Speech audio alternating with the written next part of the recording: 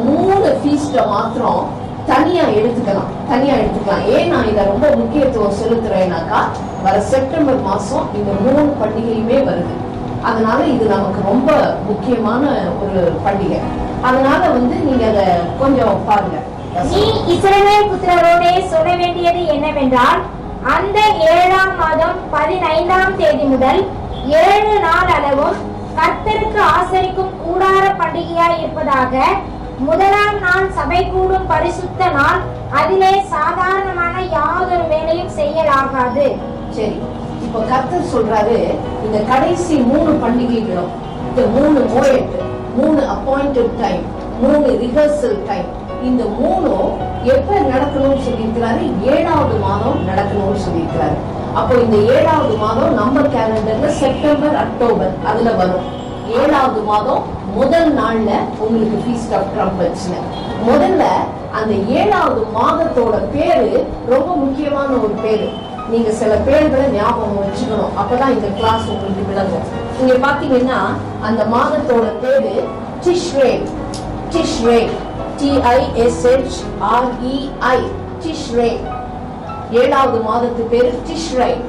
அப்ப அந்த மாதத்துக்கு, அந்த பேருக்கு என்ன அர்த்தம்னா, எதையோ ஒண்ணு எதிர்நோக்கி இருக்கிறோம், லுக்கிங் ஃபார்வர்டு, எதையோ ஒண்ணு எதிர்நோக்கி இருக்கிறோங்கிறது தான் அர்த்தம். இது 7வது மாதம். ஆனா நீங்க பாத்தீங்கன்னா இந்த 7வது மாதத்துல அந்த முதல் தேதி தான் அவங்களுக்கு நியூ இயர். அவங்களுக்கு new year, civil new year. அவங்களோட கணக்கு வழக்கு அன்னைக்குதான் ஆரம்பிப்பாங்க, ஸ்கூல் அன்னைக்குதான் ஆரம்பிப்பாங்க. எல்லா விதத்திலையும் சாதாரண மனுஷனுடைய அலுவலகம் பூரா அவங்களுக்கு இந்த செப்டம்பர் 1ஆம் தேதி தான் அவங்களுக்கு, அந்த நாளையில இருந்து தான் கணக்கே ஆரம்பிக்கும். எப்படி நமக்கு ஜனவரி 1 தேதி நியூ இயர், ஆனா ஃபைனான்ஸ்க்கு எப்போ ஏப்ரல் 1ஆம் தேதி.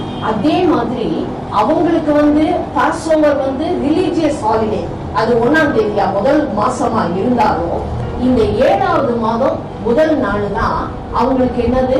அவங்களுக்கு new year, civil new year. இப்போ அந்த நியூ இயரை அவங்க எப்படி சொல்றாங்க? அதுதான் ஃபீஸ்ட் ஆஃப் ட்ரம்பட்ஸ். அந்த டிஷ்ரே 1ஆம் தேதி, 7வது மாதம், அதுக்கு என்ன பேருனா ஃபீஸ்ட் ஆஃப் ட்ரம்பட்ஸ் அப்படின்னு பேரு. ஆனா எபிரேய பாஷையில ரோஷ் ஹஷனா அப்படின்னாக்கா new year, head of the month. ராஷ்னாவே ஹெட்னு அர்த்தம். ராஷ்னா ஹெட், ஹஷனா அப்படின்னா year, head of the year. மாசத்துல, வருஷத்துல முதல் மாசம் ராஷ் ஹஷனா.